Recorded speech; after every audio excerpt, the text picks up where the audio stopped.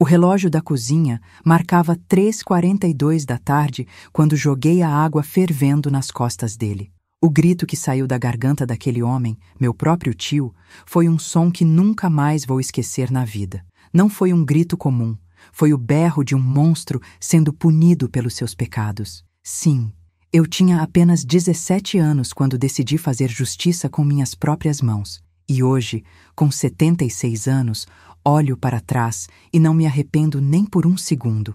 Meu nome é Josefina Maria da Silva, mas todo mundo aqui em Caruaru me conhece como Dona Zefinha. E a história que vou contar hoje é a mais difícil da minha vida, mas também a mais necessária de ser compartilhada. Por isso, antes de eu mergulhar nesse mar de lembranças dolorosas, queria pedir para quem está me assistindo agora, se puder dar uma forcinha e se inscrever no canal. Sabe por quê? Porque tem muita criança por aí precisando que a gente fale sobre essas coisas, e quanto mais gente ouvir essa história, mais famílias podem despertar para essa realidade cruel que muitas vezes acontece debaixo do nosso próprio teto. E se você já está inscrito, deixa um comentário lá embaixo dizendo de onde está me assistindo. Também fico feliz em saber que todo mês tem sorteio para quem comenta e deixa o like, mas só para quem está inscrito, viu? Agora sim, vou contar essa história nos mínimos detalhes, sem esconder nada. Era 1968. Eu tinha 17 anos e o mundo virou de cabeça para baixo quando descobri que o homem mais respeitado da nossa família estava destruindo a infância da minha irmãzinha de 10 anos. E o pior, quando ninguém quis acreditar nela, eu tive que tomar uma decisão que mudaria nossas vidas para sempre. Minha irmã se chamava Mariazinha. Era uma menina linda, de cabelos cacheados e olhos grandes, daqueles que parecem enxergar a alma da gente. Nós morávamos numa casinha de taipa, no interior de Pernambuco, onde o vento entrava pelas frestas e a luz da lua atravessava as telhas quebradas durante a noite. Éramos pobres de maré de si, mas até então eu achava que éramos felizes. Meu pai trabalhava cortando cana, minha mãe lavava roupa para fora e eu cuidava da casa e da Mariazinha desde que me entendo por gente. E havia meu tio Severino, irmão da minha mãe, dono de uma mercearia na cidade, um homem que todos respeitavam, que ia à igreja todo domingo, que ajudava a família nos momentos difíceis. Um homem que eu descobriria ser o próprio diabo disfarçado de gente. Tudo começou a mudar quando notei que Mariazinha já não era a mesma menina alegre que corria pelo quintal atrás das galinhas. De repente, ela começou a ter pesadelos, a se encolher quando alguém levantava a voz, a chorar por qualquer coisinha. É fase, dizia minha mãe. Menina nessa idade é assim mesmo. Mas eu sabia que era algo mais. Eu conhecia minha irmã como a palma da minha mão, e aqueles olhos, antes cheios de vida, agora carregavam um medo que cortava meu coração. Foi numa tarde de sábado, quando todos tinham saído e só nós duas estávamos em casa, que Mariazinha finalmente desabou. Eu estava na cozinha preparando um cuscuz quando ouvi um choro abafado vindo do nosso quarto. Encontrei minha irmãzinha encolhida num canto da cama, abraçada ao seu único brinquedo, uma boneca de pano que eu mesma tinha feito para ela. "O que foi, minha pequena?" perguntei sentando ao lado dela. Mariazinha me olhou com aqueles olhos inundados de lágrimas e sussurrou as palavras que me tiraram o chão. "Zefinha, o tio Severino faz coisas comigo que doem. Ele diz que é nosso segredo, que se eu contar para alguém, vão me mandar embora de casa." Naquele momento, senti meu sangue ferver nas veias. Uma raiva que eu nunca tinha sentido antes tomou conta de mim. Mariazinha continuou, a voz tão baixa que eu mal podia ouvir. "Ele me toca em lugares que a senhora sempre disse que ninguém pode tocar. Diz que tio que gosta da sobrinha faz isso. Diz que se eu contar, ninguém vai acreditar em mim porque ele é adulto. E eu sou só uma criança mentirosa." Cada palavra dela era uma faca sendo cravada no meu peito. Abracei minha irmãzinha tão forte que senti seu pequeno coração batendo contra o meu. "Há quanto tempo isso vem acontecendo?" perguntei, já temendo a resposta. "Desde meu aniversário de 10 anos, no começo do ano. Toda vez que a senhora sai para lavar roupa no rio e mamãe vai para a cidade. Ele vem, traz bala, diz que vai cuidar de mim. 10 meses. 10 longos meses aquele monstro vinha destruindo minha irmãzinha pedaço por pedaço. E eu, que dormia no mesmo quarto que ela, não tinha percebido nada. O que me matava por dentro não era só o que tinha acontecido, mas os sinais que estavam lá, gritando na minha cara, e que eu, cega pela confiança que tínhamos nele, não conseguia enxergar. Mariazinha tinha parado de brincar com as outras crianças. Tinha começado a ter problemas na escola. Vivia dizendo que estava com dor de barriga, principalmente nos dias que sabia que tio Severino vinha visitar. E quando ele chegava, ela sumia, se escondia, inventava qualquer desculpa para não ficar perto dele. E o que nós fazíamos? Mariazinha, que falta de educação é essa? Vai lá cumprimentar seu tio direito. Estávamos entregando nossa própria criança nas mãos do predador, e ainda achando que estávamos ensinando bons modos. Naquela noite não consegui dormir. Revirava na cama, ouvindo a respiração da minha irmã, pensando em como tantos adultos podiam ser tão cegos. Prometi a mim mesma que, na manhã seguinte, falaria com meus pais. Eles teriam que acreditar em nós, teriam que proteger Mariazinha. Mal sabia eu que estava prestes a descobrir o quão profundas são as raízes da proteção aos abusadores, mesmo dentro da nossa própria família. A reação dos meus pais mudaria minha visão do mundo para sempre e me levaria a tomar a decisão mais difícil e também a mais necessária da minha vida. Você já se perguntou até onde iria para proteger alguém que ama? Essa pergunta martelava na minha cabeça enquanto eu observava o sono inquieto da Mariazinha. Na manhã seguinte, quando o sol mal tinha nascido, chamei meus pais na cozinha e, com o coração na mão, contei tudo o que Mariazinha tinha me revelado. A reação deles foi como um tapa na cara. "Você perdeu o juízo, menina?" gritou minha mãe. "Como ousa levantar uma calúnia dessas contra seu próprio tio, o homem mais respeitado da família?" Meu pai, sempre tão calado, apenas balançou a cabeça. "Isso é coisa da cabeça dessa menina. Criança inventa história, confunde as coisas." Desesperada, chamei Mariazinha para contar com suas próprias palavras. Trêmula, ela repetiu tudo, mas com cada palavra que dizia, via o descrédito crescer nos olhos dos nossos pais. "Isso é invenção", sentenciou minha mãe. "Severino é homem de bem, vai à igreja, ajuda a família. Por que faria uma barbaridade dessas?"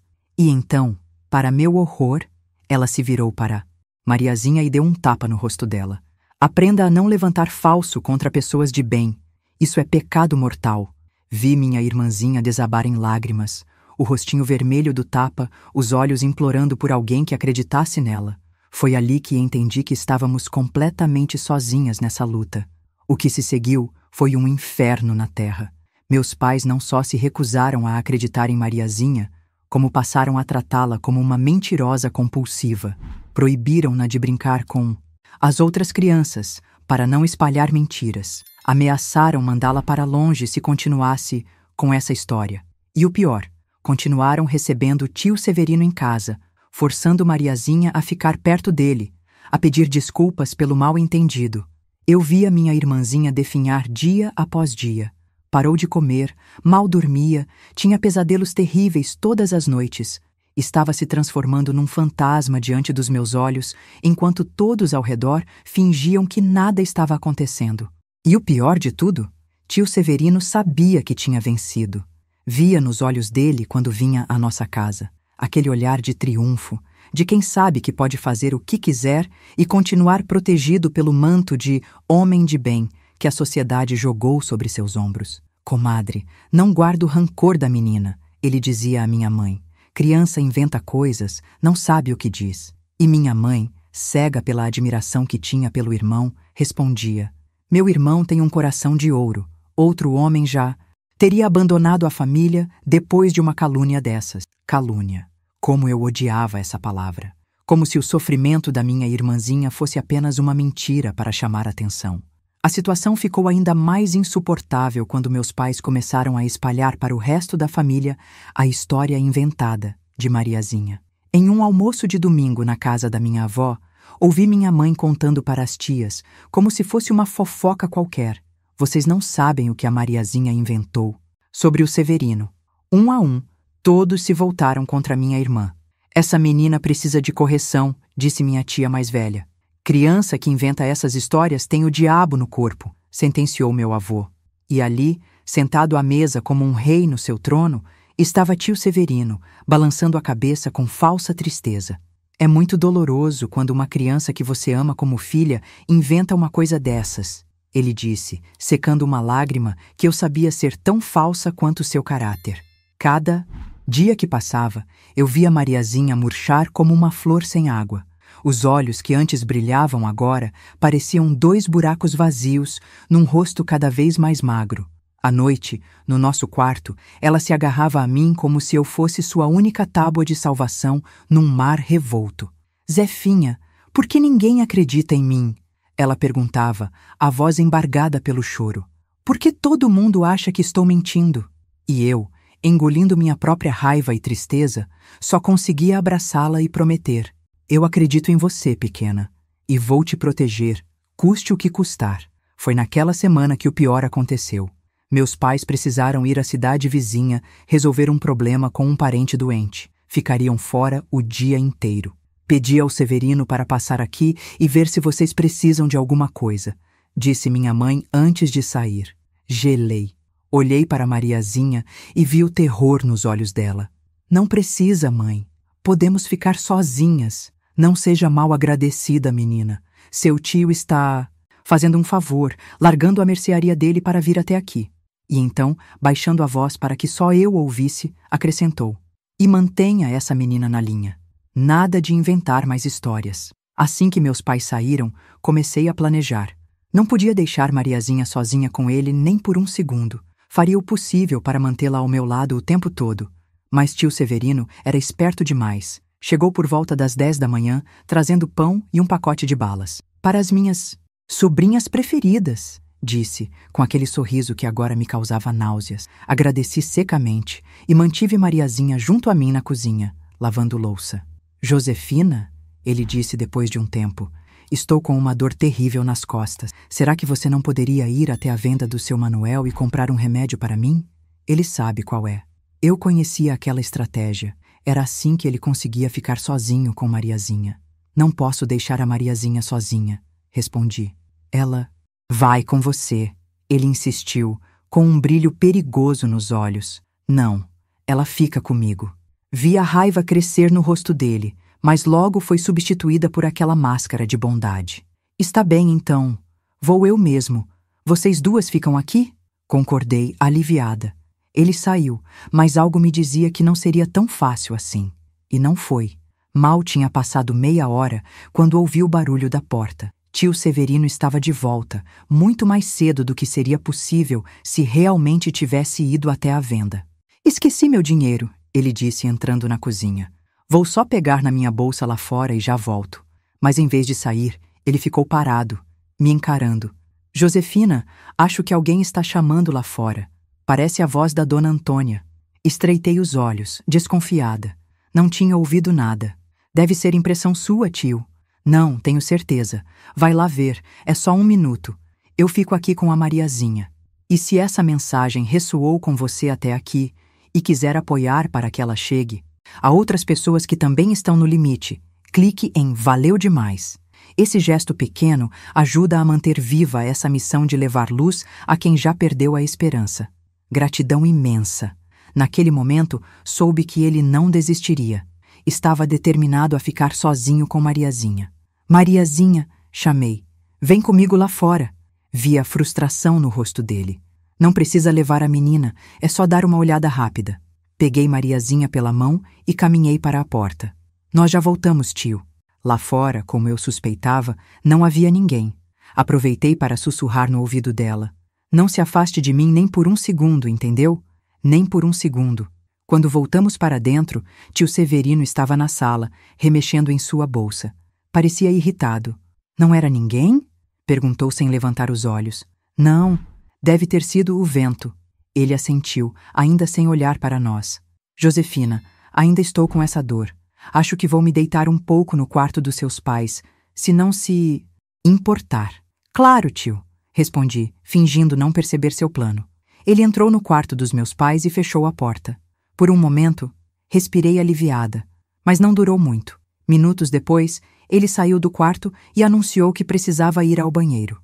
Nossa casa era simples. O banheiro ficava do lado de fora, no quintal. Vou aproveitar para pegar algumas goiabas da árvore para vocês, ele disse, caminhando para a porta dos fundos. Assim que saiu, puxei Mariazinha para o nosso quarto. Vamos ficar aqui até ele ir embora, sussurrei. Ela assentiu, os olhos arregalados de medo. Passou-se 1 hora e nada de tio Severino aparecer. Comecei a achar que ele tinha ido embora sem se despedir, o que seria uma bênção. Mas então ouvi um barulho na cozinha. Fiquem aqui, quietinhas, ele chamou. Estou fazendo um lanche para vocês. Meu estômago revirou. Olhei para Mariazinha, que tremia como folha ao vento. Não vamos sair daqui, prometi a ela. Mais alguns minutos se passaram até que ouvi os passos dele se aproximando do nosso quarto. Bateu na porta. Meninas, o lanche está pronto. Venham comer antes que esfrie. Não respondemos. Ele bateu novamente, mais forte. Meninas, vocês estão aí? Continuamos em silêncio. Então, para meu horror, a maçaneta começou a girar. Pulei da cama e empurrei a porta com toda a força, impedindo que ele entrasse. Estamos trocando de roupa, tio, gritei, desesperada para ganhar tempo. Já vamos sair. Senti a pressão na porta diminuir. Está bem, mas não demorem. Fiz um café especial para vocês. Café especial. Aquelas palavras me deram um calafrio. O que ele teria colocado nesse café? Olhei para Mariazinha, que estava pálida como cera. O que vamos fazer, Zefinha? Ela sussurrou. Pensei rápido. Precisávamos sair dali, ir para um lugar seguro até nossos pais voltarem. Vamos pular a janela, decidi. Corremos para a casa de Dona Josefa. Ela sempre foi boa para nós. Dona Josefa era nossa vizinha, uma senhora viúva que morava a uns 200 metros da nossa casa. Era a única pessoa que eu achava que poderia nos ajudar naquele momento. Abri a janela do quarto com cuidado para não fazer barulho. Ajudei Mariazinha a subir no parapeito e saltar para o quintal. Estava prestes a segui-la quando ouvi a voz de tio Severino bem atrás de mim. Aonde vocês pensam que vão?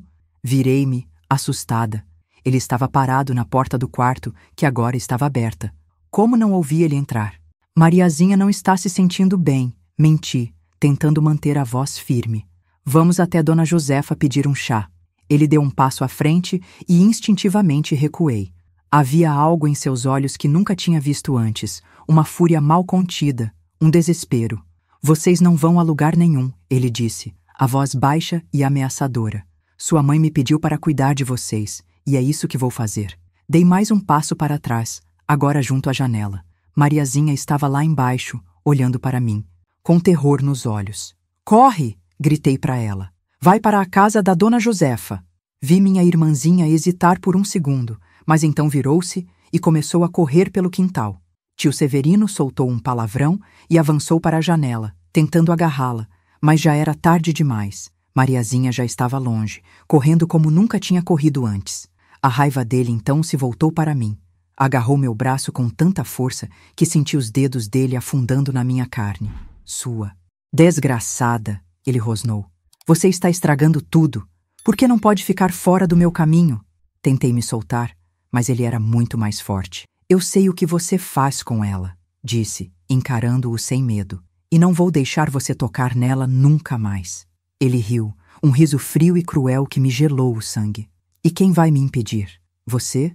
Uma moleca de 17 anos? Ninguém acredita em vocês. Ninguém. Eu sou o respeitado Severino, o homem que ajuda a comunidade, que vai à igreja todo domingo. E vocês são só 2 meninas pobres com imaginação fértil. Cada palavra dele era como um golpe, porque eu sabia que era verdade. Ninguém acreditaria em nós contra ele. Ninguém nos protegeria. Foi nesse momento que algo quebrou dentro de mim. Algo que nunca mais seria consertado. Olhei para aquele homem, meu próprio tio, e não vi mais um ser humano. Vi um monstro que precisava ser detido a qualquer custo. E naquele instante, soube exatamente o que precisava fazer. Não seria fácil, não seria bonito, mas seria necessário. Porque às vezes, quando o sistema falha, quando aqueles que deveriam proteger viram as costas, a justiça precisa vir de outros lugares, mesmo que essa justiça tenha o preço da sua própria alma. Severino estaria em nossa casa novamente e eu estaria preparada. Você pode me soltar agora, disse a ele, mantendo a voz calma apesar do medo que corria em minhas veias. Mariazinha já foi. Não tem mais nada que você possa fazer hoje. Ele me encarou, os olhos injetados de ódio, mas então algo mudou em seu rosto. A máscara de bondade voltou, como se alguém tivesse virado uma chave. Soltou meu braço e deu um passo para trás. Sua irmã não está bem da cabeça, Josefina, ele disse, agora com voz mansa. Essas histórias que ela inventa, estou preocupado com ela. Talvez precisasse ver um médico. Senti meu sangue ferver, mas mantive a expressão neutra. Vou falar com meus pais sobre isso quando voltarem. Ele assentiu, ajeitando a camisa como se nada tivesse acontecido. Vou indo então. Diga à sua mãe que passei para ver vocês, como ela pediu. E assim, como se não tivesse acabado de tentar abusar da minha irmã e me agredir, tio Severino saiu pela porta das Ciudas, frente, voltando a ser o homem respeitável que todos admiravam. Esperei até ter certeza que ele tinha ido embora. Então corri para a casa de Dona Josefa. Encontrei Mariazinha encolhida num canto, sendo consolada pela vizinha. Quando me viu, minha irmã correu para meus braços, soluçando. Eu achei que ele tinha te machucado, Zefinha. Estou bem, pequena, respondi, abraçando-a forte. Dona Josefa nos olhava com uma expressão que misturava confusão e preocupação. O que aconteceu? Menina? Sua irmãzinha chegou aqui tremendo como vara verde, sem conseguir falar direito. Olhei nos olhos daquela senhora que sempre fora boa para nós e tomei uma decisão. Contei tudo. Cada detalhe sórdido dos abusos, a recusa dos meus pais em acreditar, a proteção que a família dava a tio Severino.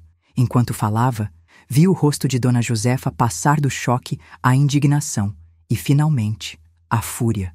Quando terminei, ela estava com os olhos marejados. Minha filha, ela disse, segurando minhas mãos entre as suas. Isso não pode continuar. Precisa parar. Eu sei, respondi. Mas como? Ninguém acredita em nós. Ele é protegido por todos. Dona Josefa ficou em silêncio por um momento, então disse algo que nunca esqueci. Nem sempre a justiça vem de onde deveria vir, minha filha. Às vezes, somos nós que precisamos trazê-la ao mundo. Aquelas palavras ecoaram dentro de mim, confirmando o que eu já sabia no fundo do meu coração. Quando meus pais voltaram, eu e Mariazinha já estávamos em casa, como se nada tivesse acontecido. Não contei a ele sobre o incidente. Sabia que seria inútil. Em vez disso, comecei a planejar. Tio Severino vinha à nossa casa todas as terças-feiras, quando meu pai estava na roça e minha mãe ia ao mercado da cidade. Era quando ele tinha suas conversas privadas com Mariazinha. Na terça seguinte, eu estaria pronta. Durante a semana, fiz todos os preparativos. Primeiro, combinei com Dona Josefa que Mariazinha passaria a tarde com ela, aprendendo a fazer renda, um pretexto que minha mãe aceitou sem questionar. Depois, observei cuidadosamente a rotina da casa, cronometrando quanto tempo a água levava para ferver no nosso fogão a lenha, estudando onde ficavam as panelas maiores, planejando cada detalhe. Na noite anterior, mal consegui dormir. A ideia do que estava prestes a fazer me deixava em estado de alerta, com uma mistura de medo e determinação que nunca havia sentido antes. Olhei para Mariazinha, dormindo ao meu lado, seu rostinho ainda marcado pelo sofrimento dos últimos meses, e soube que não tinha escolha. Alguém precisava protegê-la, e esse alguém seria eu.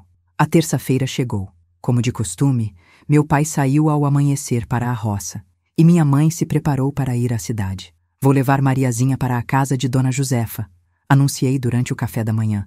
Ela quer ensinar a menina a fazer renda. Minha mãe assentiu, distraída. Boa ideia.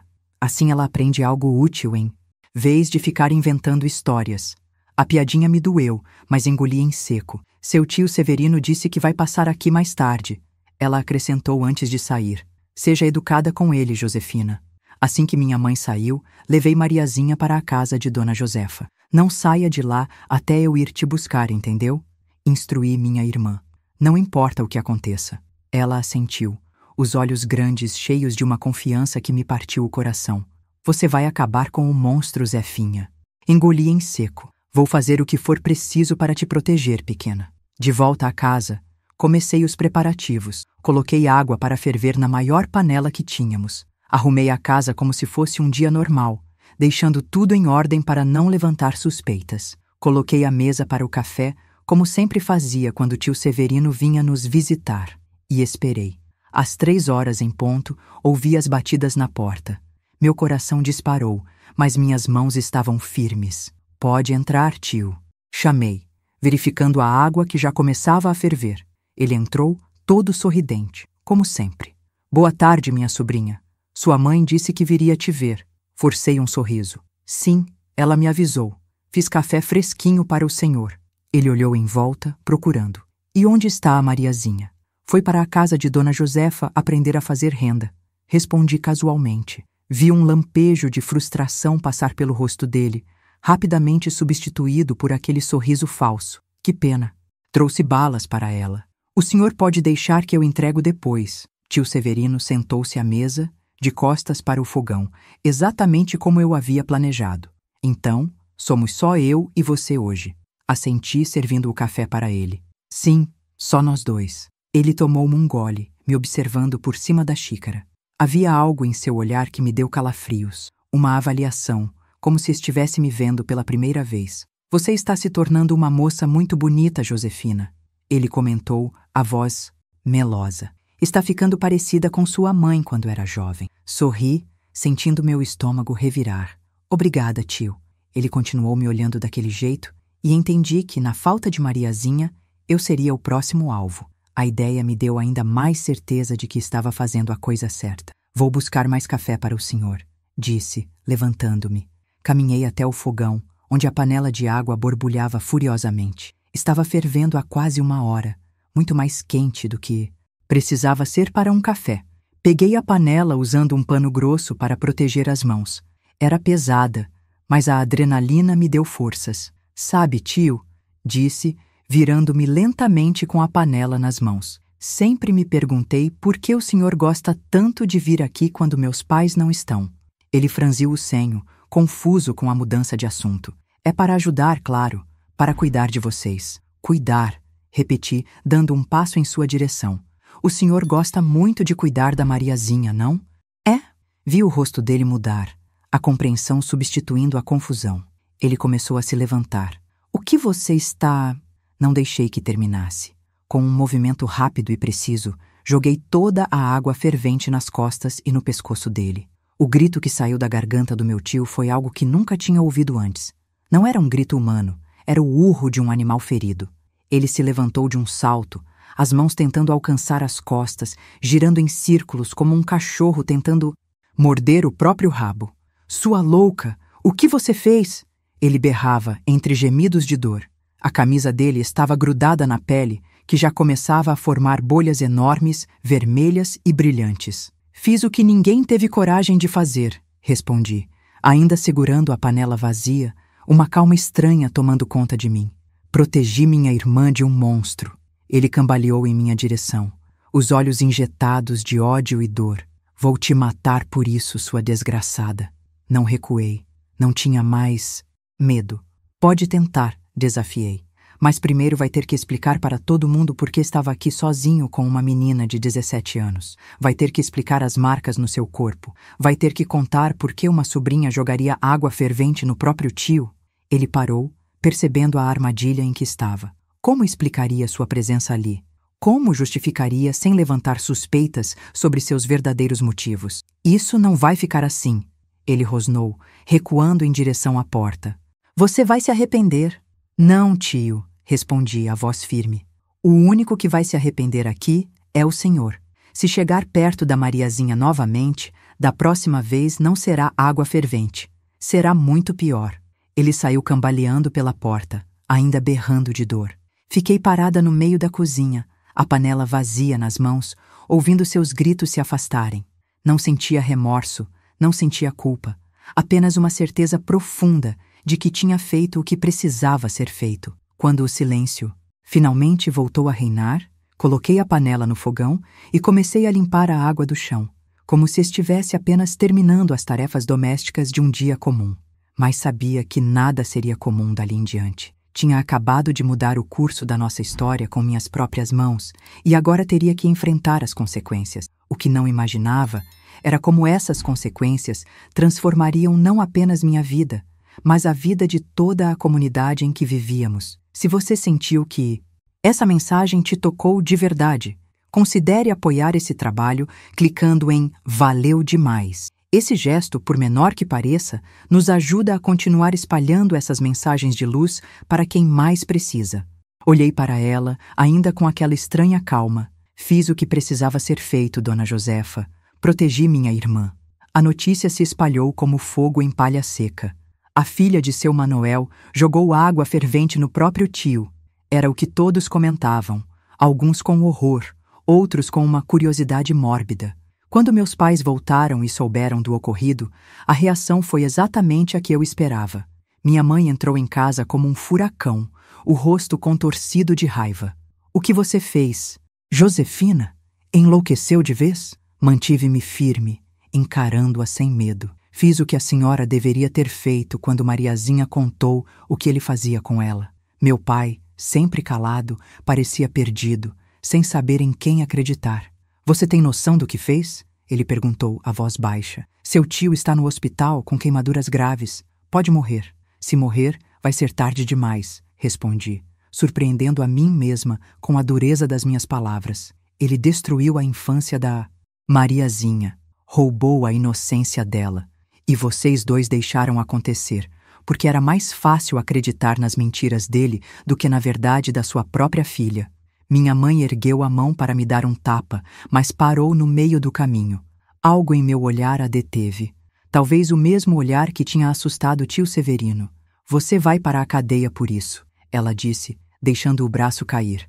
Agredir um homem de bem, um membro da própria família, isso é crime, Josefina. Crime é o que ele fez com a Mariazinha por 10 meses, enquanto vocês fechavam os olhos, retruquei. Crime é forçar uma criança a continuar perto do próprio abusador. Crime é bater numa menina de 10 anos por pedir ajuda. Minha voz foi aumentando até que eu estava gritando. Toda a raiva contida finalmente encontrando uma saída. Foi então que Mariazinha entrou na cozinha, trazida por Dona Josefa. Minha irmãzinha correu para mim e me abraçou forte. Você acabou com o monstro, Zefinha? Ela perguntou, olhando para mim com aqueles olhos que agora tinham uma fagulha de esperança. Acabei, pequena, respondi, abraçando-a de volta. Ele nunca mais vai tocar em você. Nunca mais. Os dias que se seguiram foram um verdadeiro inferno. Como esperado, tio Severino apresentou queixa contra mim na delegacia. O delegado, um homem rude chamado Jeremias, veio até nossa casa para me levar.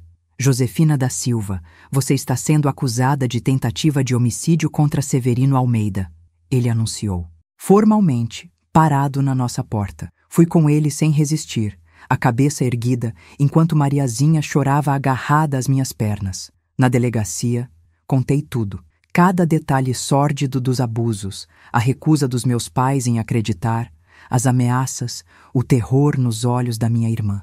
O delegado me ouviu em silêncio, o rosto impassível. Quando terminei, ele soltou um longo suspiro. Sabe, menina, tecnicamente você cometeu um crime grave. Lesão corporal de natureza grave, com intenção de causar dano permanente. Assenti, sem desviar o olhar.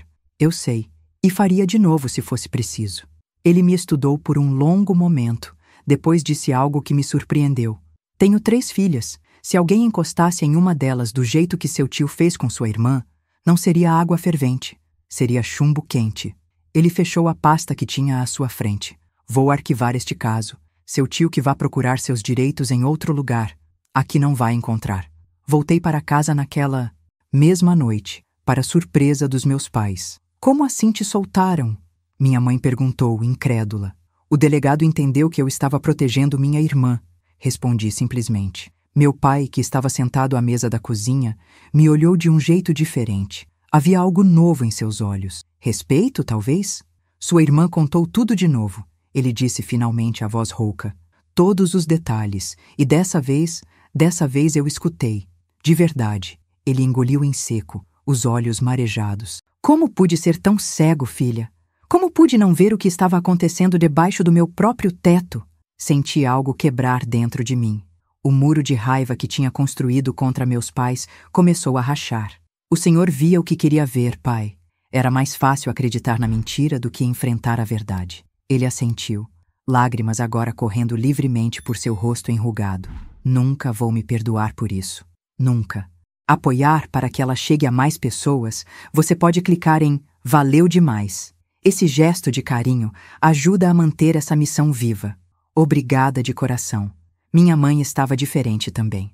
Não havia mais aquela raiva cega nos olhos dela, apenas uma tristeza profunda, um pesar que parecia ter envelhecido seu rosto em poucos dias. Ele é meu irmão, ela disse finalmente, como se isso explicasse tudo. Crescemos juntos, dividimos o mesmo teto, o mesmo pão. Como poderia imaginar que ele... Ela não conseguiu terminar a frase, as palavras engasgando em sua garganta. Às vezes os monstros não têm cara de monstro, mãe, respondi. Às vezes, eles têm o rosto de alguém que amamos. Ela assentiu, enxugando as lágrimas com a barra do avental. Mariazinha não para de tremer. Ela sussurrou. Não consegue dormir.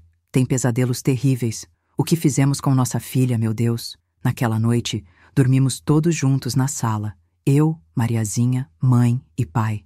Como uma família tentando se reconstruir das cinzas. Minha irmãzinha se aninhou em meus braços, como sempre fazia.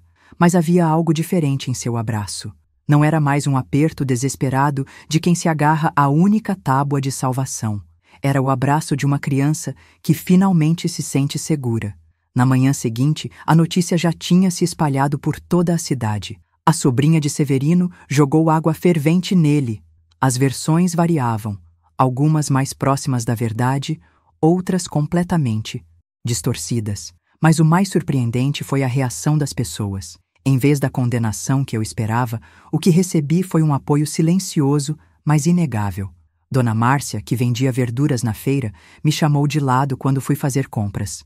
Minha filha, ela disse em voz baixa, você fez o que muitas de nós gostaríamos de ter feito um dia. Olhei para ela, confusa. Como assim, Dona Márcia? Ela olhou ao redor, certificando-se de que ninguém estava ouvindo, e continuou. Minha sobrinha mais nova, a que foi morar em Recife, sabe por que ela foi embora? Porque um homem de bem da família fez com ela o mesmo que seu tio fazia com sua irmã. E ninguém acreditou nela. Ninguém. Não foi a única. Nos dias que se seguiram, outras mulheres vieram até mim, contando histórias semelhantes. Filhas, sobrinhas, primas, irmãs que haviam sido abusadas por homens da família, homens respeitáveis, e que ninguém tinha protegido. Histórias de meninas que tinham que sorrir e abraçar seus próprios abusadores durante almoços de domingo, que eram forçadas a ficar sozinhas com eles, que eram chamadas de mentirosas quando pediam ajuda. O mais impressionante foi quando a própria filha de tio Severino, minha prima Teresa, veio me ver. Tinha 16 anos e um olhar assombrado que eu conhecia bem demais. Ele fazia comigo também, ela confessou, chorando em meus braços. Desde que eu tinha 9 anos, mamãe nunca acreditou em mim. Dizia que eu estava confundindo as coisas, que pai não faz isso com filha. Abracei minha prima, sentindo uma nova onda de raiva crescer dentro de mim. Quantas outras haviam sofrido em silêncio? Tia Dalva, esposa de tio Severino, veio à nossa casa 2 dias depois, furiosa. Como ousa espalhar essas mentiras sobre meu marido? Ela gritou assim que me viu. Primeiro sua irmã inventa essas histórias, agora você quase mata o homem e ainda por cima está colocando ideias na cabeça da minha filha. Sustentei seu olhar sem vacilar.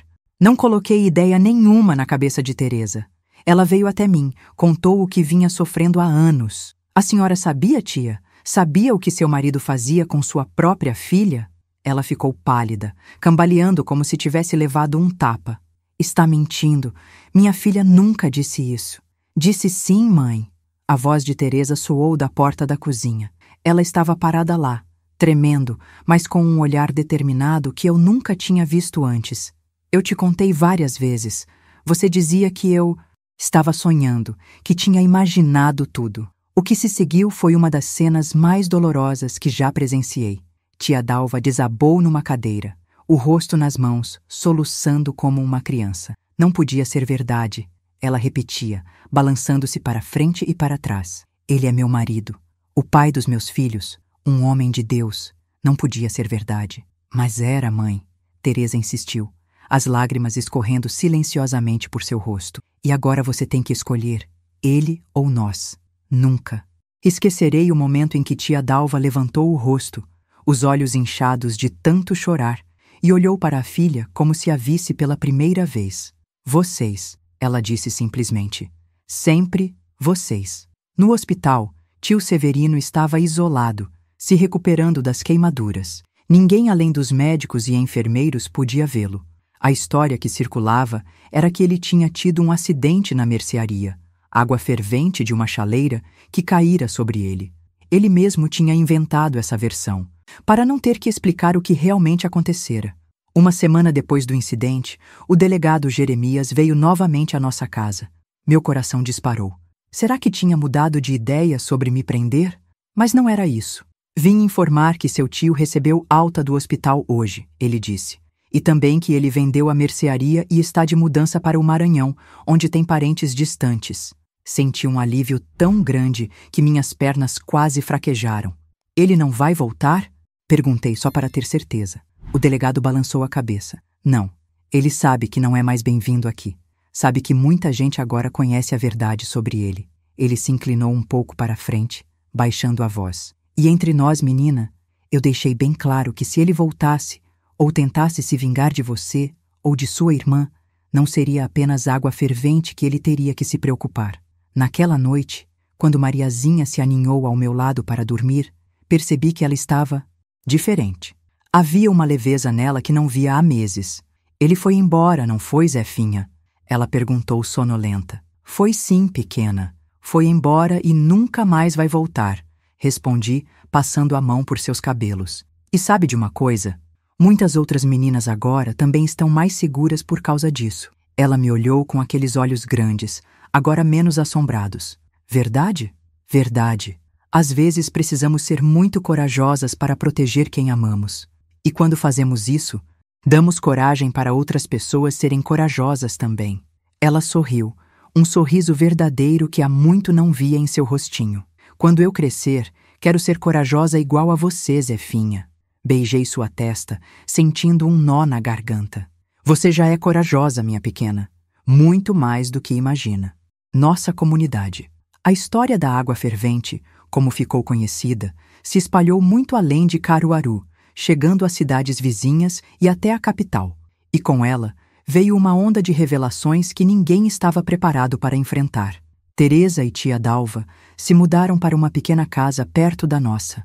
Os outros filhos dela, meus primos Antônio e Luiz, a princípio não acreditaram nas acusações contra o pai, mas com o tempo, especialmente depois que outras vítimas começaram a surgir, também se afastaram dele. A família de tio Severino tinha se estilhaçado para sempre, mas das rachaduras nasciam novas possibilidades de cura. Mariazinha começou a se recuperar, lentamente. Os pesadelos diminuíram. Ela voltou a brincar com as outras crianças, a comer direito, a sorrir. A professora dela, Dona Raimunda, veio me procurar um dia. Não sei o que aconteceu, ela disse maravilhada, mas sua irmã está como uma flor que finalmente recebeu água depois de uma longa seca. Os olhos dela brilham de novo. O mais surpreendente, porém, foi o efeito que aquele ato teve sobre outras mulheres da cidade. Começaram a aparecer em nossa porta, tímidas a princípio, depois cada vez mais determinadas. Vinham contar suas histórias, pedir conselhos, buscar força. Mulheres que por anos tinham guardado segredos dolorosos, silenciadas pelo medo e pela vergonha. Uma delas era Dona Benedita, uma viúva que morava do outro lado da cidade. Veio uma tarde, trazendo um bolo de mandioca como desculpa para a visita. Quando ficamos a sós na cozinha, ela segurou minhas mãos entre as suas. Minha filha, disse baixinho, preciso da sua ajuda. Minha neta de 9 anos. Acho que meu genro está fazendo coisas com ela. A menina mudou, está triste, tem medo dele, mas minha filha não quer acreditar. Diz que é a imaginação da menina. Olhei nos olhos daquela senhora, vi o desespero silencioso que havia neles e soube que não poderia recusar. Me conte mais, Dona Benedita. Pedi. Vamos pensar juntas no que fazer. E assim começou meu papel como conselheira, não oficial da comunidade. Não tinha estudo, não tinha títulos, mas tinha uma experiência que, infelizmente, muitas podiam entender. No caso da neta de Dona Benedita, não foi preciso água fervente. Bastou uma visita minha e de Dona Josefa à casa da filha dela, uma conversa franca com provas que a avó tinha reunido, roupas manchadas da menina, desenhos perturbadores que ela fazia na escola, o testemunho da professora sobre as mudanças de comportamento. Confrontado com as evidências e com a ameaça de que aquela menina que jogou água fervente no tio estava de olho nele, o genro de Dona Benedita confessou tudo e saiu de casa no mesmo dia. Outros casos foram aparecendo. Algumas vezes era apenas uma suspeita que precisava ser investigada. Outras eram situações que já duravam anos, décadas até, onde o abuso tinha se tornado tão normalizado que ninguém mais o questionava. Jeito dele, diziam sobre homens que apalpavam meninas da família. Sempre foi assim. Justificavam sobre tios que insistiam em dar banho em sobrinhas já crescidas. Minha fama, ou infâmia, dependendo de quem falava, cresceu tanto que até mesmo o delegado Jeremias começou a me consultar informalmente em casos que chegavam à delegacia. Tenho uma situação aqui, Josefina, ele dizia, aparecendo em nossa porta. Uma menina da fazenda Boqueirão. Será que você poderia conversar com ela? Ela não fala com ninguém, mas talvez com você. E assim, aos poucos, o que tinha sido um ato de desespero se transformou em uma missão. Não era algo que eu tinha planejado ou escolhido. Simplesmente aconteceu, como se um rio tivesse encontrado seu curso natural. Minha mãe, que a princípio tinha ficado horrorizada com o que eu tinha feito, agora parecia orgulhosa. Minha filha está ajudando a salvar nossas crianças, ela dizia às vizinhas, com um brilho nos olhos que nunca tinha visto antes. Meu pai continuava sendo um homem de poucas palavras, mas uma noite, enquanto estávamos sentados na varanda olhando as estrelas, ele disse algo que nunca esqueci. Sabe, filha, às vezes a justiça precisa vir de onde menos se espera. Você me ensinou isso. Olhei para ele surpresa. Ele raramente falava sobre o que tinha acontecido. Como assim, pai? Ele suspirou, olhando para o céu estrelado. Eu sempre achei que justiça era coisa de delegado, de juiz, de homem importante. Mas foi uma menina de 17 anos que trouxe justiça para nossa casa quando nenhum deles fez nada. Naquele momento, entendi que o que tinha feito ia muito além de proteger Mariazinha. Tinha quebrado um ciclo de silêncio que durava gerações. Tinha mostrado que às vezes é preciso uma ação drástica para mudar o que todos aceitam como normal, como inevitável. 3 meses depois do incidente, recebi uma visita inesperada. Um homem de terno e gravata, carregando uma pasta de documentos, bateu à nossa porta uma manhã. A senhorita é Josefina Maria da Silva? Ele perguntou formalmente. Meu coração disparou. Seria um oficial de justiça? Tio Severino teria conseguido me processar de alguma forma? Sou eu, respondi, tentando manter a voz firme. Em que posso ajudá-lo? Ele sorriu, estendendo a mão. Meu nome é Ricardo Albuquerque. Sou advogado e trabalho para uma organização chamada Proteção à Infância. Gostaria de conversar com a senhorita sobre um assunto importante. Deixei-o entrar, intrigada e um pouco apreensiva. Ofereci um café, que ele aceitou educadamente, e nos sentamos à mesa da cozinha. Senhorita Josefina, ele começou. Sua história chegou até nós através do delegado Jeremias, que é um velho amigo meu. Ele me contou sobre o que aconteceu com sua irmã, sobre o que a senhorita fez para protegê-la e sobre como isso desencadeou uma verdadeira transformação na sua comunidade. Fiquei calada, esperando que ele chegasse ao ponto. Ele abriu sua pasta e tirou alguns papéis. Nossa organização trabalha com a proteção de crianças em situação de vulnerabilidade em todo o Nordeste. Temos equipes em várias cidades, mas estamos começando um novo projeto voltado especificamente para a questão do abuso intrafamiliar, que é um dos mais difíceis de combater justamente por causa da conspiração de silêncio que o cerca. Ele fez uma pausa, me olhando diretamente nos olhos. Gostaríamos de convidar a senhorita para trabalhar conosco. Sua experiência, sua coragem e, principalmente, sua capacidade de fazer outras vítimas confiarem em você são exatamente o que precisamos. Fiquei sem palavras. Eu, uma menina sem estudos, do interior de Pernambuco, sendo convidada para trabalhar numa organização, mas eu não tenho formação, consegui finalmente dizer. Não terminei nem o primário. Ele sorriu. A senhorita tem algo muito mais valioso do que diplomas. tem a experiência vivida, a coragem moral e a determinação que não se aprende em nenhuma escola. Podemos oferecer treinamento para as habilidades técnicas que forem necessárias. Minha cabeça girava. Trabalhar protegendo crianças era algo que nunca tinha imaginado, mas que de alguma forma parecia o próximo passo natural no caminho que tinha começado naquela tarde fatídica com a água fervente. E onde seria esse trabalho? Perguntei. Inicialmente em Recife, onde fica nossa sede regional. A senhorita receberia um salário, moradia e todas as condições necessárias. Mais tarde, poderia ser designada para outras cidades do Nordeste, conforme a necessidade. Recife, a capital. Um mundo completamente diferente do meu pequeno universo em Caruaru. A ideia era assustadora e empolgante ao mesmo tempo. Posso pensar um pouco? Pedi. Preciso conversar com minha família. Ele assentiu, compreensivo. Claro, vou ficar na cidade até depois de amanhã. Aqui está meu cartão com o endereço da pousada onde estou hospedado. Pode me procurar quando tiver uma resposta. Quando ele saiu, sentei-me na cadeira da cozinha, atordoada. Eu, Josefina Maria da Silva, sendo convidada para trabalhar numa organização de proteção à infância?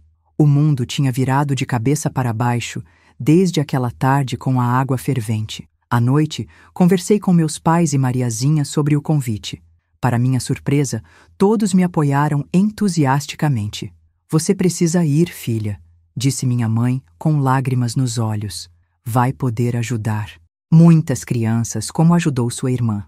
Meu pai assentiu solenemente. Estamos orgulhosos de você, Josefina. Sempre soubemos que você era especial. Mas foi a reação de Mariazinha que mais me tocou. Minha irmãzinha, que tinha vivido tanto horror para sua idade, me abraçou forte. Vai, Zefinha, ela disse, com uma sabedoria além de seus anos. Vai salvar outras meninas como eu. Na manhã seguinte, procurei Ricardo na pousada e aceitei o convite. 2 semanas depois, eu estava de partida para Recife, carregando uma pequena trouxa com minhas poucas roupas e muitos sonhos. O medo do desconhecido era grande, mas a certeza de que estava seguindo meu verdadeiro caminho era ainda maior. A despedida foi difícil, especialmente de Mariazinha. Você vai me escrever? Ela perguntou, agarrada à minha cintura. Todos os dias, prometi, abraçando-a forte. E virei visitar sempre que puder. E quando for mais velha, quem sabe você não vem me ajudar no trabalho? Seus olhinhos brilharam. Verdade? Eu poderia? Claro que sim, respondi. Ninguém entende melhor o que essas crianças passam do que alguém que viveu a mesma coisa. Sua dor pode se transformar em força para ajudar outros. E assim parti, deixando para trás a menina que tinha jogado água fervente no próprio tio e me transformando na mulher que ajudaria a mudar a vida de milhares de crianças por todo o Nordeste. A cidade era um mundo à parte para uma menina do interior. Os prédios altos, as ruas movimentadas, as luzes, os sons, tudo era novo e um pouco assustador. A sede da organização Proteção à Infância ficava num sobrado antigo no bairro da Boa Vista, uma construção imponente com janelas grandes e uma placa discreta na entrada. No primeiro dia, Ricardo me apresentou à equipe. Assistentes sociais, psicólogos, advogados, todos com formação universitária e anos de experiência. Me senti pequena e inadequada entre eles, com meu vestido simples e meu sotaque carregado do interior. E esta é Josefina Maria da Silva, Ricardo me apresentou. A jovem que mencionei, que mostrou mais coragem e determinação do que muitos de nós com todos os nossos diplomas. Eles me olharam com curiosidade e, para meu alívio, sem julgamento. Uma das assistentes sociais, doutora Cláudia, uma senhora de meia idade com um rosto gentil, se aproximou e apertou minha mão. Bem-vinda, Josefina. Ricardo nos contou sua história.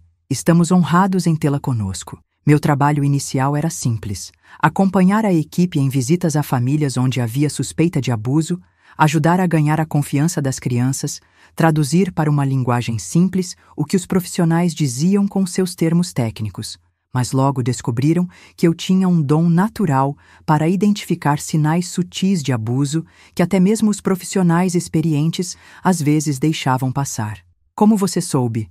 Me perguntou doutora Cláudia um dia, depois que eu havia identificado uma situação de abuso numa família que parecia perfeitamente normal. Foi o jeito que a menina olhou para o chão quando o tio entrou na sala, expliquei. O modo como ela se encolheu, quase imperceptivelmente. E o jeito que ele olhou para ela, não como um tio olha para uma sobrinha, mas como um homem olha para uma... Não consegui terminar a frase, mas doutora Cláudia entendeu. Você vê coisas que nós, com toda a nossa formação, às vezes não enxergamos, ela comentou. Porque você viveu isso, porque conhece por dentro. Nos meses que se seguiram, fui gradualmente assumindo mais responsabilidades. Comecei a receber treinamento formal. Aprendi a documentar casos, a entrevistar crianças de forma adequada, a lidar com o sistema legal. Nas horas vagas, estudava por conta própria para completar minha educação formal, que tinha sido interrompida quando precisei começar a trabalhar para ajudar em casa. Ano depois de minha chegada, a organização decidiu expandir seu trabalho, criando equipes móveis que visitariam pequenas cidades do interior, onde os casos de abuso eram ainda mais escondidos e protegidos pela cultura do silêncio. Para minha surpresa, fui designada para liderar uma dessas equipes. Tem certeza, Dr. Ricardo? Perguntei, insegura. Há pessoas muito mais qualificadas que eu aqui. Ele sorriu. Qualificação não é só o que se aprende nos livros, Josefina. É também o que se vive, o que se sente, a capacidade de se conectar com as pessoas. E nisso, você é a mais qualificada de todos nós. E assim, aos 19 anos, me vi viajando por pequenas cidades de Pernambuco, Paraíba e Alagoas, liderando uma equipe que incluía uma assistente social e um advogado. Visitávamos escolas, postos de saúde, associações comunitárias, levando informação sobre direitos das crianças, sobre como identificar sinais de abuso, sobre a importância de denunciar. O trabalho era difícil, muitas vezes perigoso. Em algumas comunidades, éramos recebidos com desconfiança, até hostilidade. Vem aqui da cidade grande para ensinar como criamos nossos filhos? Diziam alguns. Querem destruir nossas famílias, acusavam outros. Mas aos poucos, fomos quebrando barreiras. A chave, descobri, era falar a língua deles. Não apenas o português simples do interior, mas a linguagem cultural, os valores, as tradições. Não vínhamos impor novas regras, eu explicava, mas fortalecer o que eles já sabiam no fundo de seus corações, que crianças merecem ser protegidas, que o abuso destrói vidas, que o silêncio é cúmplice do sofrimento. Em uma dessas viagens, voltei a Caruaru. Foi estranho retornar como profissional à cidade onde tinha crescido, onde todos me conheciam como a menina que jogou água fervente no tio. Organizamos uma palestra na escola local e, para minha surpresa, o auditório estava lotado. Não apenas de professores e mães, mas também de homens, algo raro em nossos eventos. Quando subi ao palco para falar, senti um nó na garganta ao ver rostos conhecidos na plateia. Lá estava Dona Josefa, que tinha me apoiado desde o início. Lá estava Teresa, minha prima, agora uma jovem mulher com um olhar determinado. E na primeira fila, com o maior sorriso do mundo, estava Mariazinha, agora com 12 anos, ao lado de meus pais. Meu nome é Josefina Maria da Silva. Comecei, a voz embargada pela emoção. Muitos de vocês me conhecem, como a menina que jogou água fervente no próprio tio. Outros me conhecem como a irmã da Mariazinha. Hoje estou aqui como representante da organização Proteção à Infância, mas acima de tudo, estou aqui como alguém que sabe, por experiência própria, o que o silêncio e a cumplicidade podem custar às nossas crianças. E se essa mensagem está tocando você de alguma forma, considere apoiar esse canal com um clique no botão Valeu demais. Isso nos ajuda a continuar trazendo mensagens, como essa, feitas especialmente para pessoas que, como você, sentem com profundidade e merecem viver um amor verdadeiro. Contei nossa história, não apenas o ato desesperado com a água fervente, mas tudo o que veio antes e depois. Falei sobre os sinais que não vimos, sobre a recusa em acreditar, sobre a conspiração de silêncio que protege os abusadores. Falei sobre a dor e o dano que o abuso causa, não apenas à vítima direta, mas a toda a família, a toda a comunidade. Cada criança abusada, disse, olhando diretamente para a plateia, é um futuro comprometido, É uma ferida que pode nunca cicatrizar completamente. É um adulto que carregará cicatrizes invisíveis por toda a vida, mas também pode ser como minha irmã, como minha prima, como tantas outras que conheci nestes anos, uma sobrevivente que transforma sua dor em força para mudar o mundo. Quando terminei, houve um momento de silêncio absoluto. Então, uma pessoa começou a aplaudir, depois outra, e de repente, todo o auditório estava de pé, em uma ovação que me fez chorar abertamente. Depois da palestra, uma fila se formou, pessoas querendo falar comigo, contar suas histórias, buscar orientação. Entre elas, estava uma senhora que não reconheci de imediato. Devia ter uns 60 anos, cabelos grisalhos, rosto marcado pelo tempo. Você não me conhece, ela disse, segurando minhas mãos entre as suas, mas queria agradecer pelo que fez por minha neta. Olhei para ela confusa. Sua neta? Ela assentiu, os olhos marejados. Sofia, a neta de Dona Benedita. O caso que você ajudou a resolver quando ainda morava aqui. Lembrei-me então, a primeira intervenção que tinha feito após o incidente com o tio Severino. Como ela está? Perguntei, ansiosa por notícias. A senhora sorriu, um sorriso que iluminou seu rosto cansado. Está bem, recuperando-se. Sorri de novo, brinca com as outras crianças. O homem que fez aquilo nunca mais voltou. Acho que ficou com medo de ter o mesmo destino do seu tio. Ela apertou minhas mãos com força. Você salvou minha neta, menina. Não apenas do que estava acontecendo, mas do que poderia ter sido o resto da vida dela. Aquelas palavras me tocaram profundamente. Eu não tinha apenas impedido que o abuso continuasse. Tinha mudado o curso de uma vida. Tinha preservado possibilidades futuras que poderiam ter sido destruídas. Nos anos que se seguiram, nosso trabalho se expandiu ainda mais. Criamos casas de acolhimento para crianças que precisavam ser afastadas de famílias abusivas.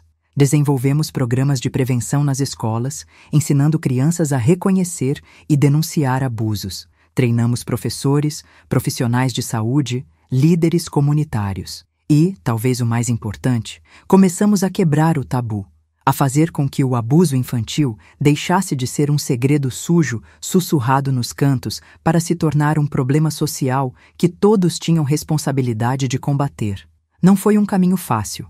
Enfrentamos resistência, ameaças, até tentativas de sabotagem.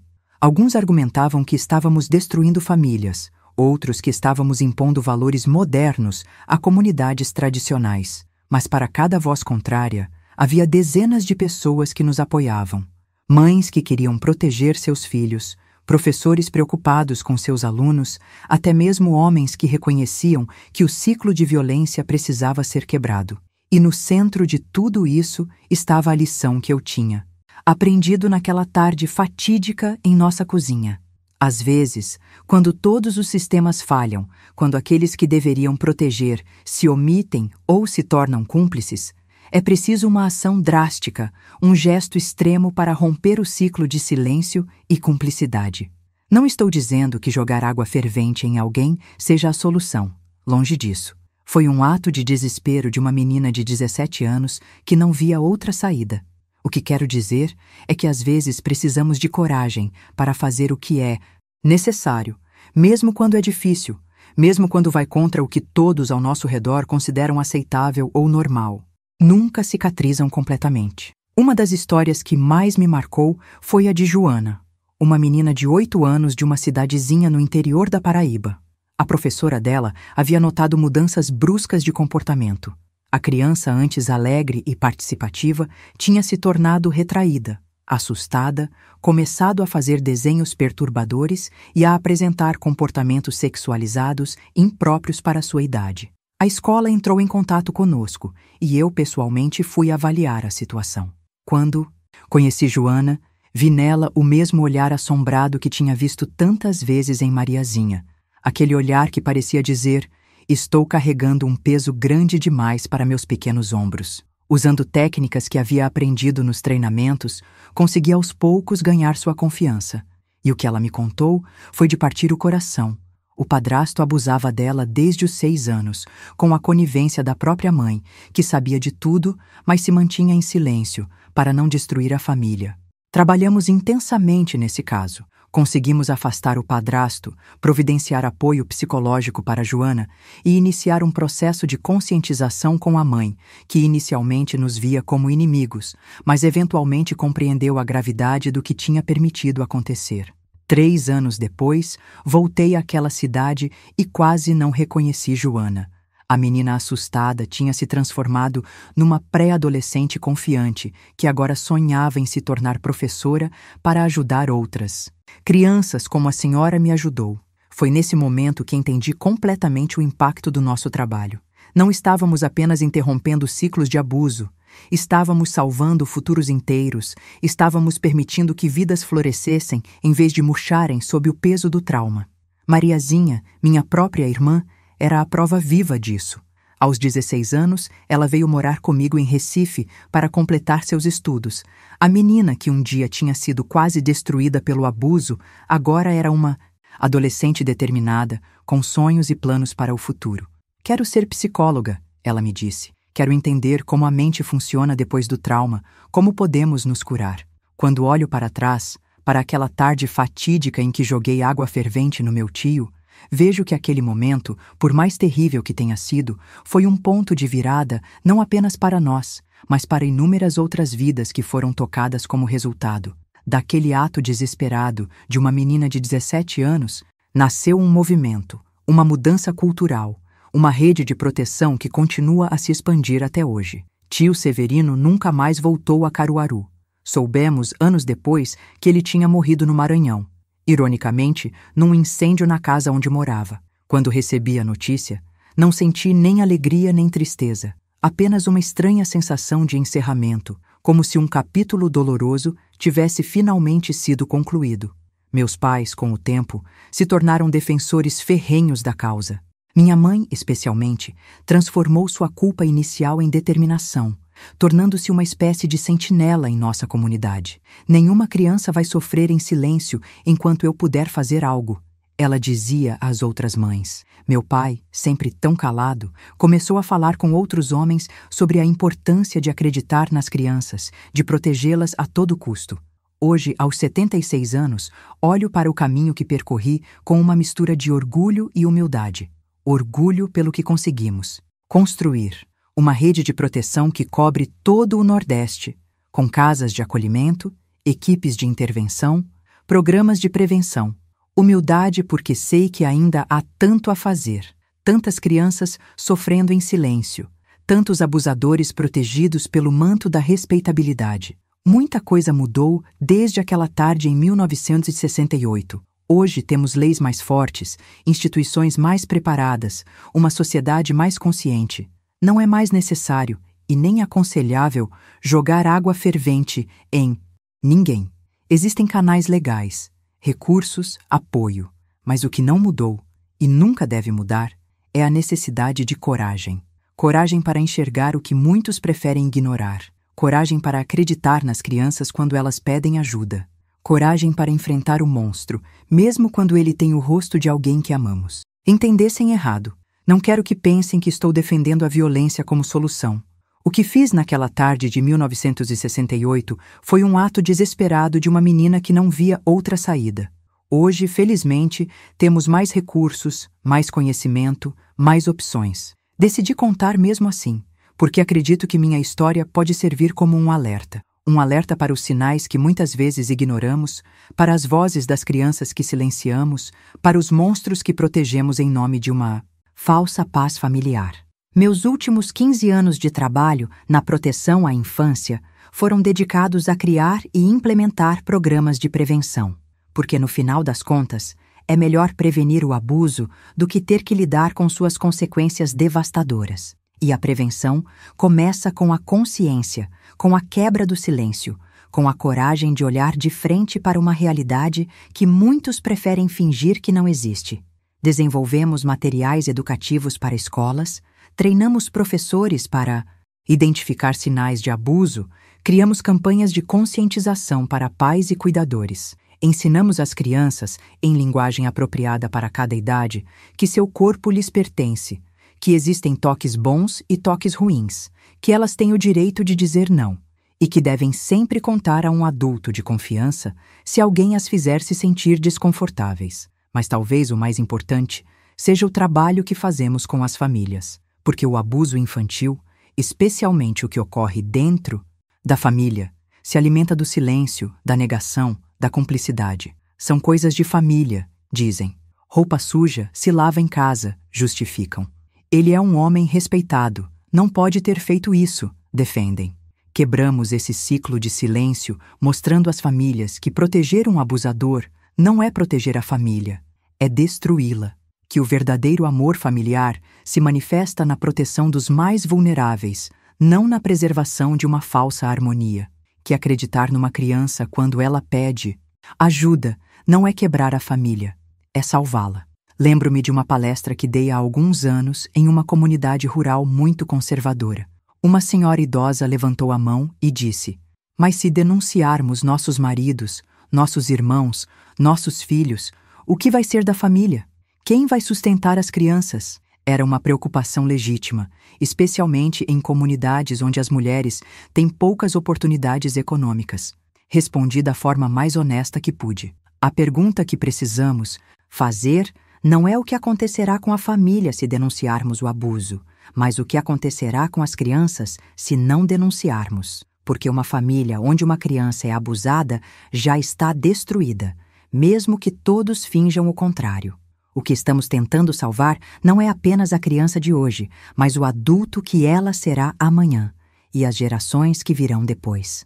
Essa senhora ficou em silêncio, os olhos marejados. Depois da palestra, ela veio me procurar. "Minha filha", disse baixinho. "Quando eu tinha 9 anos, meu pai fazia coisas comigo. Minha mãe sabia, mas nunca disse nada.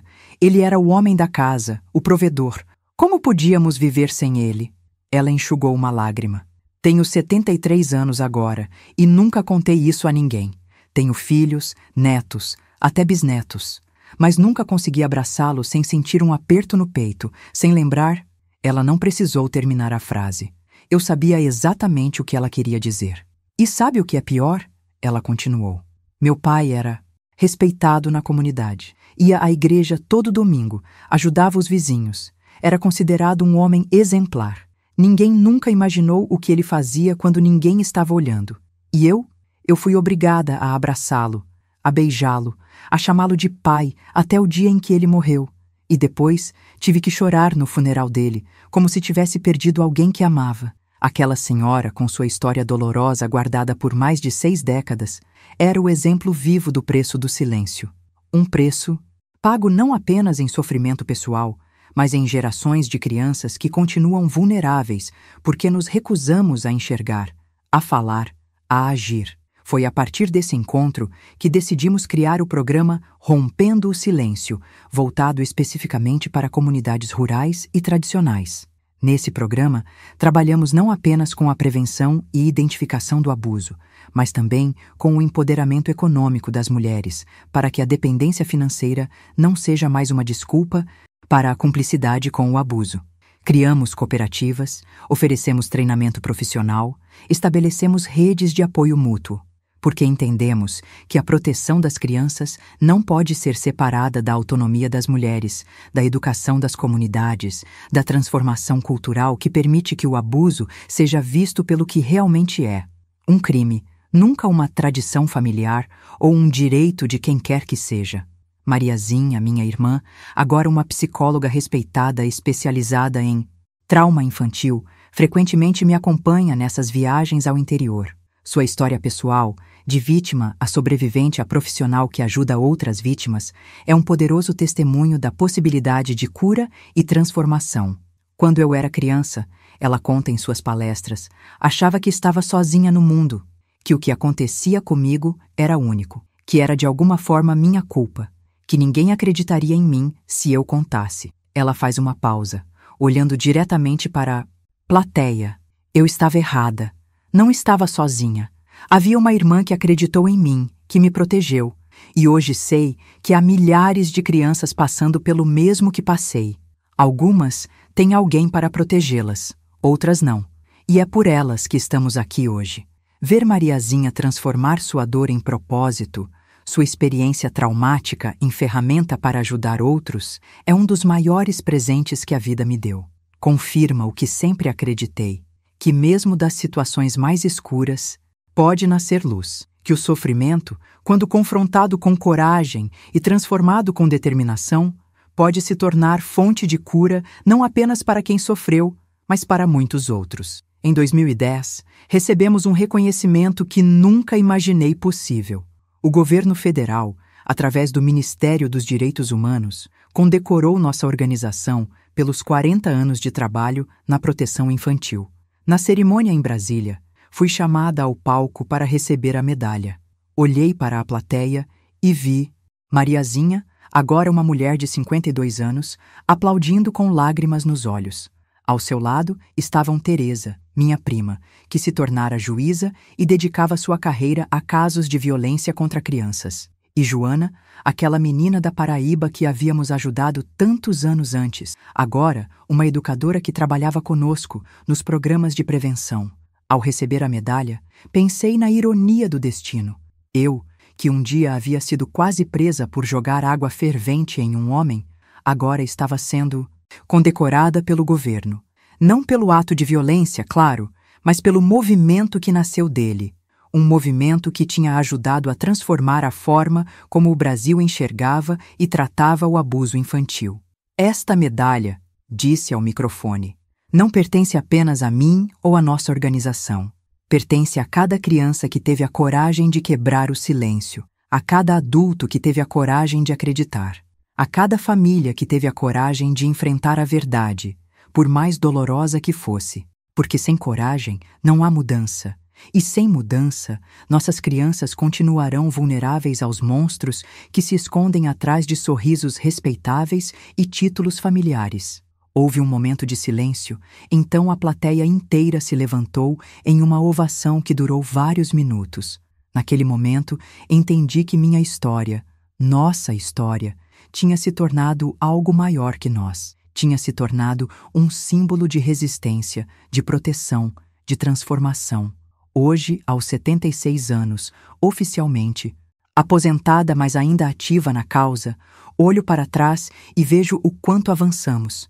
Temos leis mais fortes, instituições mais preparadas, uma sociedade mais consciente. Mas também vejo o quanto ainda falta caminhar, porque o abuso infantil não é um problema que se resolve de uma vez por todas. É uma batalha contínua, que cada geração precisa travar com renovada vigilância. Por isso conto minha história. Não para celebrar a violência de um ato desesperado, mas para celebrar a coragem que nasceu dele. A coragem de uma menina de 10 anos que ousou pedir ajuda, mesmo quando todos lhe diziam para ficar calada. A coragem de uma jovem de 17 anos que decidiu que proteger sua irmã era mais importante que qualquer coisa, mesmo que isso significasse se arriscar. A coragem de todas as pessoas que, ao longo desses anos, se juntaram a nós nessa luta, sobreviventes, familiares, profissionais, voluntários, porque no final das contas, é disso que se trata a proteção infantil, de coragem. Coragem para ver o que muitos preferem ignorar. Coragem para ouvir o que muitos preferem silenciar. Coragem para agir quando muitos preferem se omitir. E se você está me ouvindo agora, quero que saiba, essa coragem está em você também. Está na sua capacidade de acreditar numa criança quando ela pede ajuda. Está na sua disposição de questionar comportamentos que outros consideram normais. Está na sua determinação de proteger os mais vulneráveis, mesmo quando isso significa enfrentar os poderosos. Não precisa jogar água fervente em ninguém. Na verdade, espero sinceramente que nunca precise chegar a esse ponto, mas precisa ter a mesma determinação, o mesmo compromisso inabalável com a proteção das crianças, porque cada criança merece crescer em segurança, livre do medo, livre do abuso. Cada criança merece uma infância de verdade, não uma sobrevivência traumática disfarçada de normalidade. E se você conhece uma criança que pode estar sofrendo abuso, não desvie o olhar. Não se convença de que deve ser imaginação dela. Não se esconda atrás de são assuntos de família. Acredite nela. Proteja-a. Seja a pessoa que eu tentei ser para minha irmã naquele dia distante de 1968, alguém que diz, acredito em você, quando o mundo inteiro diz, você está mentindo. No Nordeste, percebo que o que parecia ser o fim de tudo naquela tarde de 1968 era apenas o começo. O começo de uma vida dedicada a garantir que outras crianças não precisassem passar pelo que Mariazinha passou, que outras irmãs não precisassem tomar decisões desesperadas como a que tomei. Nos últimos anos, tenho me dedicado a documentar essas histórias, não apenas a minha, mas a de centenas de sobreviventes que encontrei ao longo do caminho. Histórias de dor, sim, mas também histórias de resiliência, de superação, de transformação. Histórias que mostram que o abuso não precisa definir uma vida inteira, que é possível curar-se, crescer, florescer, mesmo após experiências terríveis. Mariazinha é o exemplo vivo disso. Minha irmãzinha, que um dia quase foi destruída pelo abuso, hoje é uma mulher forte, realizada, que não apenas superou seu próprio trauma, mas ajuda outros a superarem os seus. Casou-se com um homem bom, teve 3 filhos que criou com amor e consciência. Construiu uma carreira respeitada como psicóloga especializada em trauma infantil.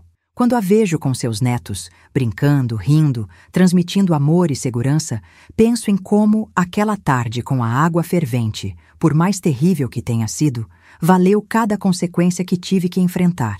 Teresa, minha prima, teve um caminho semelhante. Depois de anos de terapia para lidar com o que sofreu nas mãos do próprio pai, decidiu estudar direito. Quero garantir que a lei proteja crianças como eu e Mariazinha, ela me disse quando passou no vestibular.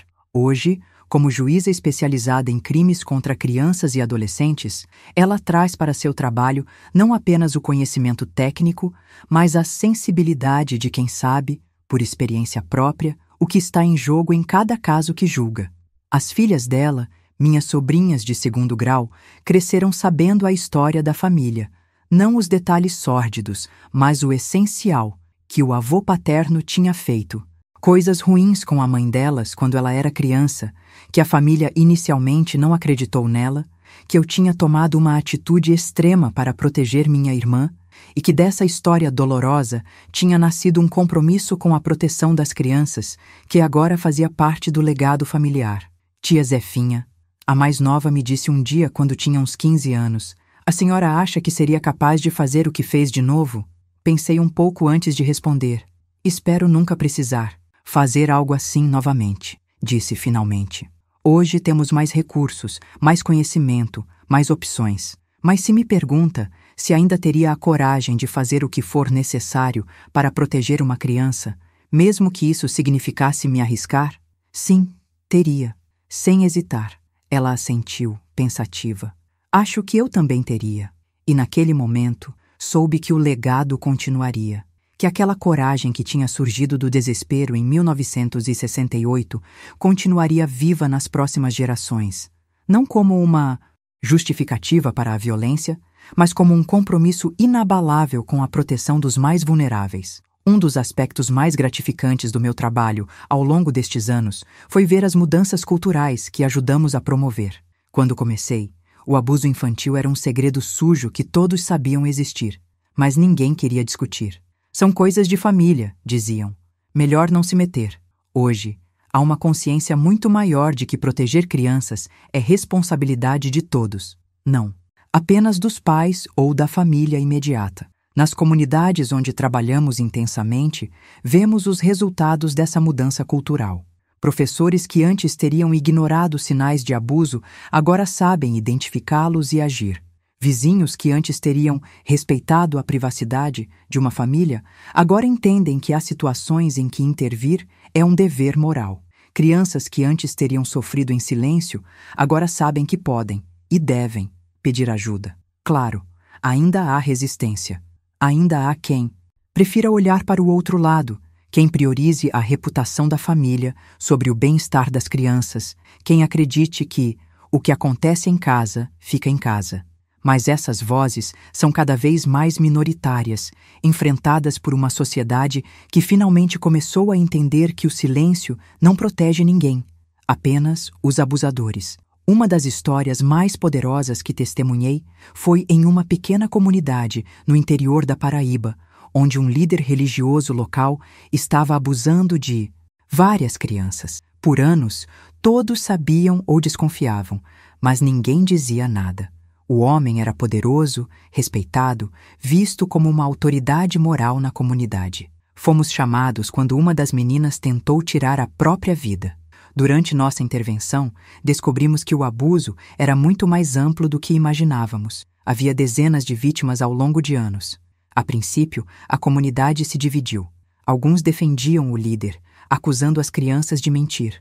Outros queriam justiça, mas temiam as consequências de desafiar uma figura tão poderosa. O ponto de virada veio quando uma das primeiras vítimas, agora uma mulher de quase 40 anos, voltou à comunidade para contar sua história. Ele abusou de mim quando eu tinha 11 anos, ela disse em uma reunião comunitária. Contei para minha mãe, que me disse para ficar quieta, que ele era um homem de Deus e que ninguém acreditaria em mim. Então fiquei quieta, e o preço desse silêncio foi uma vida inteira de pesadelos, de relacionamentos fracassados, de uma sensação constante de que não valia nada.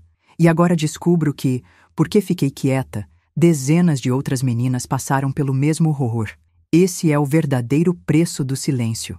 Seu testemunho corajoso abriu as comportas. Outras vítimas mais antigas começaram a falar, confirmando um padrão de abuso que se estendia por décadas. A comunidade, finalmente confrontada com a extensão do horror que tinha permitido acontecer, uniu-se para exigir justiça. O líder foi preso, julgado e condenado. Mais importante, a comunidade passou por um processo de cura coletiva, assumindo sua parte de responsabilidade e comprometendo-se a nunca mais permitir que o silêncio protegesse abusadores. Casos como esse me mostram que a mudança real é possível, que comunidades inteiras podem despertar, podem transformar-se, podem deixar de ser cúmplices silenciosas para se tornarem protetoras ativas. É isso que espero deixar como legado quando meu tempo aqui terminar. Não apenas organizações e programas, mas uma mudança fundamental na forma como enxergamos nossa responsabilidade coletiva para com as crianças. Uma cultura onde o silêncio não seja mais uma opção, onde a proteção dos mais vulneráveis seja vista como um dever de todos, onde nenhuma criança precise sofrer o que minha irmã sofreu. A jornada não foi fácil. Houve momentos de desespero, de dúvida, de exaustão. Houve ameaças, resistência, até tentativas de sabotagem.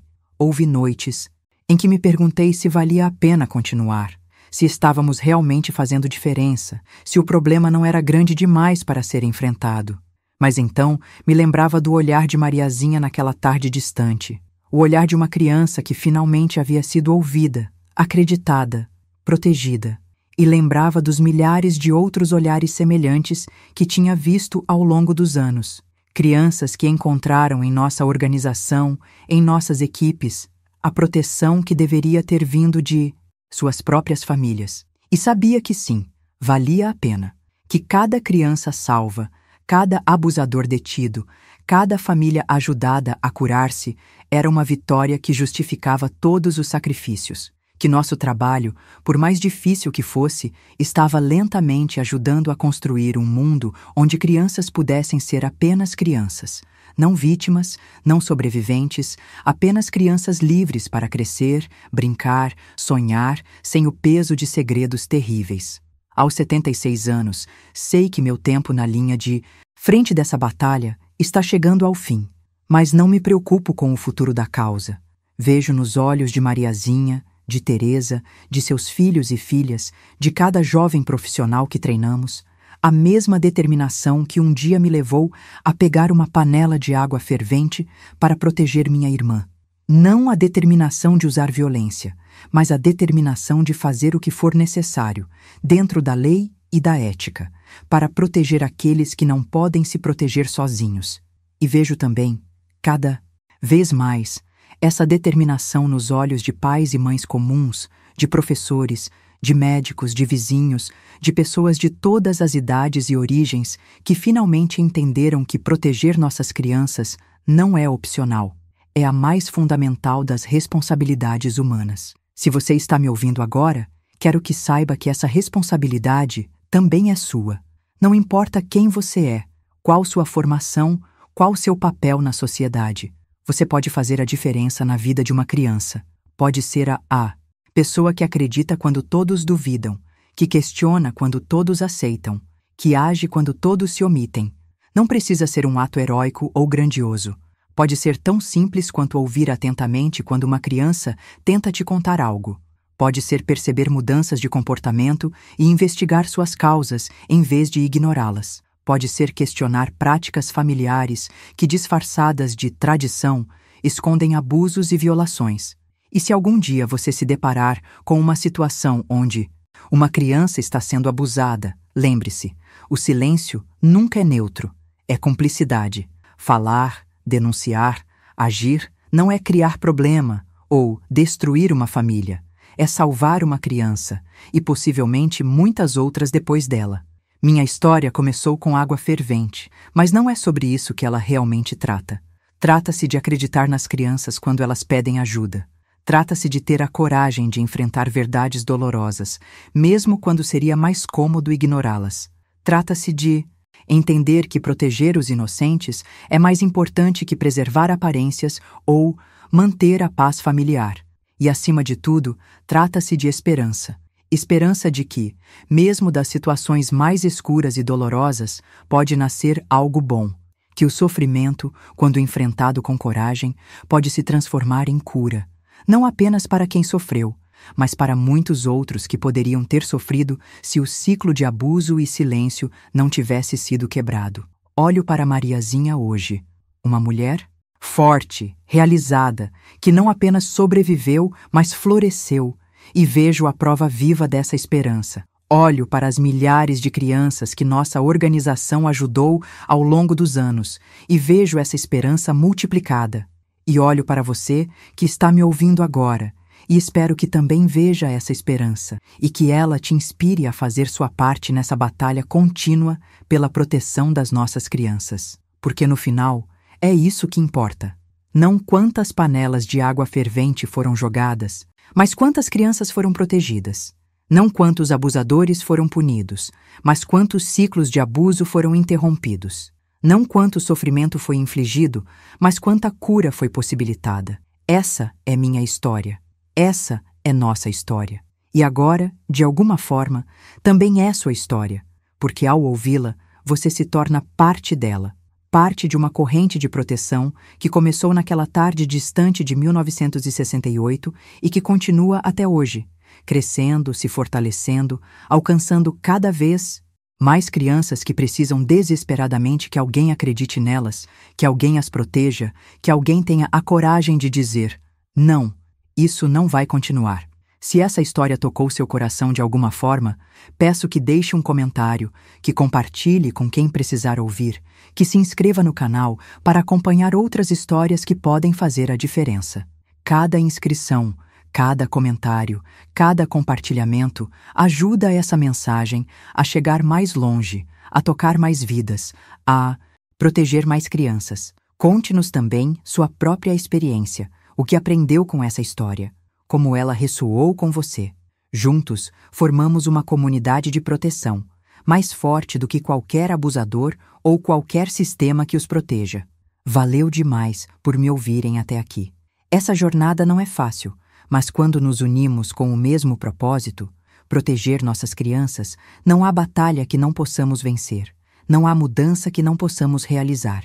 De meu coração ao seu, obrigada. Obrigada por acreditar, por se importar, por estar disposto a fazer a diferença. Como dizemos no Nordeste, a gente se vê pelo caminho da luta. E nessa luta pela proteção das nossas crianças, espero encontrar você. Sabe, quando comecei essa jornada, era apenas uma menina assustada, tentando proteger a irmã. Não tinha ideia de que aquele momento desesperado se transformaria em algo tão maior que eu mesma. Hoje, olhando para trás, vejo como um único ato de coragem pode desencadear ondas que se espalham por gerações, tocando vidas que nem sequer conhecemos. Cada uma das histórias que compartilhei com vocês representa dezenas de outras que não tive tempo de contar. Cada criança salva, cada família transformada, Cada comunidade que aprendeu a quebrar o silêncio é parte desse legado que começou numa simples cozinha de taipa no interior de Pernambuco. O que mais me emociona é ver como o trabalho continua mesmo quando não estou mais diretamente envolvida. Nossos programas de prevenção agora alcançam escolas em todo o Nordeste. Nossas casas de acolhimento abrigam crianças que, em outras épocas, teriam sido forçadas a permanecer em situações abusivas. Nossos grupos de apoio para sobreviventes adultos ajudam a curar feridas que, como a daquela senhora de 73 anos, poderiam ter permanecido abertas por toda uma vida. E o mais importante, vejo uma nova geração assumindo essa luta. Jovens assistentes sociais, psicólogos, educadores, muitos deles inspirados por histórias como a minha e de Mariazinha, dedicando suas vidas profissionais à proteção infantil. Vejo crianças nas escolas aprendendo sobre seus direitos, sobre como reconhecer situações abusivas, sobre a importância de falar e buscar ajuda. Vejo pais e mães criando seus filhos com uma consciência que minha geração simplesmente não tinha. Isso me dá esperança.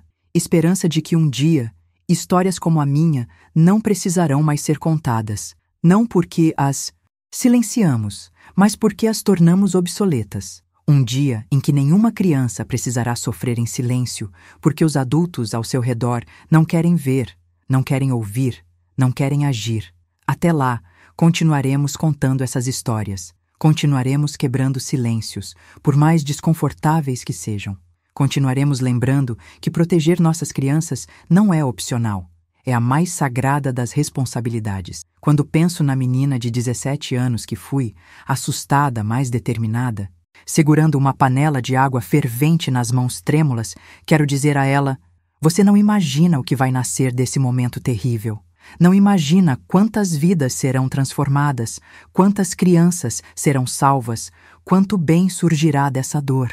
E quando penso em você, que me ouviu até aqui, quero dizer: você agora faz parte dessa história. Carrega um pouco dessa responsabilidade, dessa missão. O que vai fazer com ela? Espero que seja inspirado a olhar mais atentamente, a ouvir mais, profundamente, a agir mais corajosamente quando uma criança precisar de proteção. Espero que leve essa mensagem adiante, que a compartilhe com outros, que a transforme em ações concretas no seu próprio círculo de influência, porque é assim que mudamos o mundo. Não de uma vez só, mas pessoa por pessoa, família por família, comunidade por comunidade. Um ato de coragem inspirando o outro. Uma voz quebrando o silêncio, encorajando outra a fazer o mesmo. Até que, finalmente, criemos um mundo onde nenhuma criança tenha que temer aqueles que deveriam protegê-la. Esta é Josefina Maria da Silva, Dona Zefinha, 76 anos, ainda protegendo as crianças de Caruaru e além. Obrigada por caminharem comigo nessa jornada de memórias. Que Deus abençoe e proteja todas as nossas crianças.